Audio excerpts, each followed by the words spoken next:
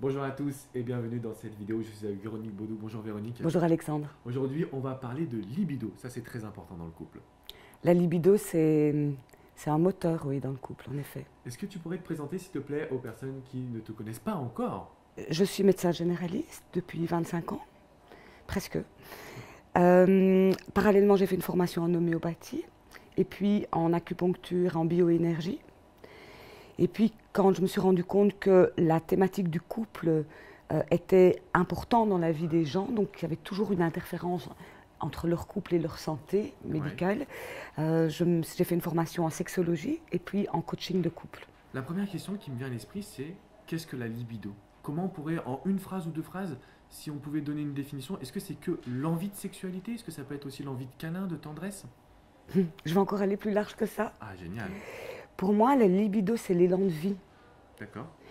Donc, le fait d'avoir un élan de vie, un désir de vivre des expériences, un désir de sentir qu'on vibre, un désir de sentir que notre corps ressent des choses. Donc, pour moi, la libido, je l'étends même à l'odorat, à l'ouïe, au toucher, à la vue.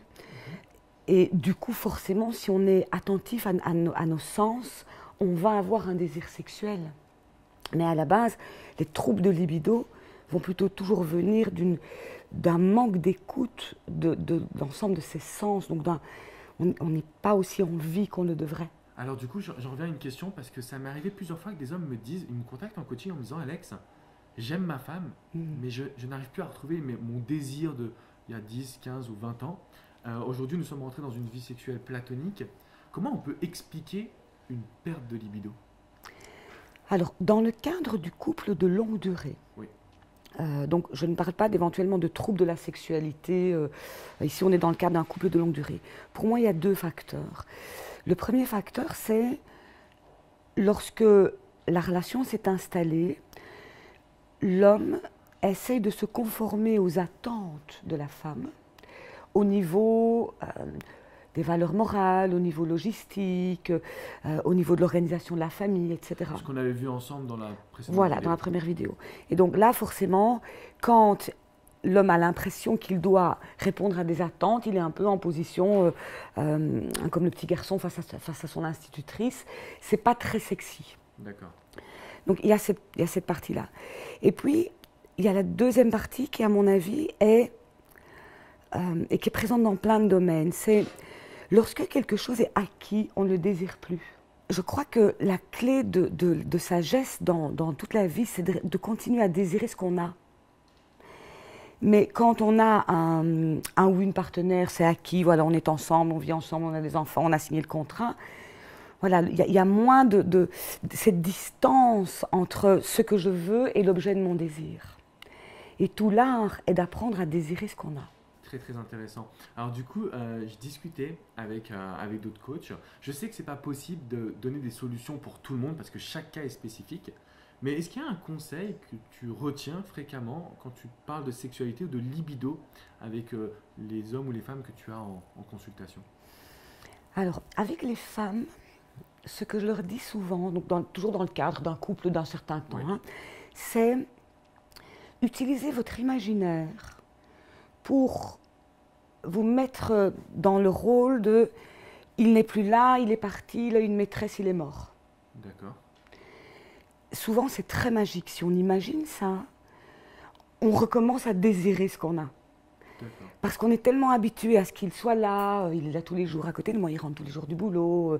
Mais dès qu'on commence, d'ailleurs quand on voit arriver une tierce personne dans le couple, une maîtresse par exemple, tout d'un coup la femme est brûlante de désir. Alors que jusque-là, elle était plutôt en train de faire son devoir conjugal. Non, peut-être pas jusqu'à froide, mais en tout cas dans le devoir. Mais dès qu'il y a une tierce personne, ne fût-ce que du désir pour une tierce personne, à ce moment-là, la femme, sans que l'homme qu'elle pensait acquis, pourrait lui échapper. Et là, la libido redevient très vivante. Donc, moi, j'essaie d'apprendre aux femmes à jouer avec leur imaginaire, qu'elles n'aient pas besoin qu'une maîtresse arrive dans l'histoire pour ressentir leur désir, mais plutôt de l'imaginer, de se faire des scénarios. Et à ce moment-là, elles peuvent ressentir ce que ça serait si cet homme n'était plus là. Ou alors imaginer la vie d'avant, quand elles attendaient de le rencontrer, qu'elles ne l'avaient pas encore rencontré. Donc de recréer un manque imaginaire pour recréer le désir. Et du coup, pour les hommes, ça serait quoi comme conseil? S'il y en a un, encore une fois, que tu peux donner en général, bien qu'on sache que chaque situation est spécifique. Alors, les hommes, en général, à part cette histoire de être conforme aux attentes de la femme, ben, heureusement pour eux, quelque part, ils ont une libido qui est en général plus facilement réveillable.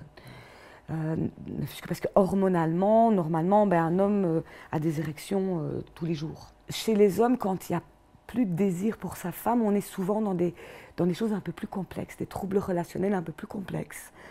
Soit parce que l'homme, en fait, il est en réaction contre sa femme, sa compagne, et que quelque part, cette dépendance ou cette espèce d'obéissance qu'il croit lui devoir, il lui fait payer comme ça, inconsciemment, hein, c'est pas méchant, mais il y a une espèce d'opposition passive en ayant la diminution du désir. Ça, c'est le truc le plus important. Et à ce moment-là, mon conseil, c'est il va falloir rediscuter en couple de pourquoi est-ce que vous avez l'impression d'être celui qui doit obéir. Hein, c'est quoi ce jeu qui est entre vous où c'est votre femme qui a pris le pouvoir.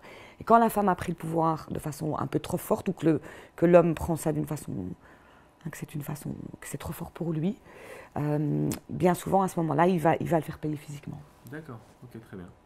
N'hésitez pas à nous dire dans les commentaires si vous êtes prêts et prête à réaliser justement ces petits challenges, de vous concentrer sur votre couple pour les hommes, si j'ai bien compris, d'aller en profondeur vraiment. Oui, et d'aller voir pourquoi je crois que je dois obéir, d'où ça vient. Est-ce que ça vient de mon éducation? Est-ce que ça vient de moi qui ai peur du conflit? Enfin, donc souvent c'est plutôt... bon, évidemment il y a des femmes dominantes, hein, mais parfois c'est l'homme qui croit que la femme le domine. Et ça fait partie souvent de son histoire personnelle. Et donc pour les femmes, là, c'est plutôt le côté essayer de ne plus voir son homme comme acquis pour réveiller un peu la fougue intérieure. Oui, imaginez le manque. Imaginez il n'est plus là, il y a une maîtresse où il est mort. Ça, je sens que ça peut réveiller beaucoup de femmes quand même. Ça, je le sais. Oui, souvent ça fonctionne très bien. Alors si vous voulez plus de conseils, n'hésitez pas vraiment à laisser un commentaire. Je serai là avec Véronique pour vous répondre. Sinon, rendez-vous sur véroniquebaudou.com. Il y a un X à la fin de Baudou quand même. Oui. De toute façon, je vous mets le lien juste en dessous. Vous pourrez lui poser plein de questions et puis pourquoi pas suivre une consultation avec toi. Éventuellement, sinon je réponds toujours à tous les commentaires. Ça, c'est génial. Merci beaucoup Véronique. Avec plaisir Alexandre. À très bientôt les amis. Ciao, ciao.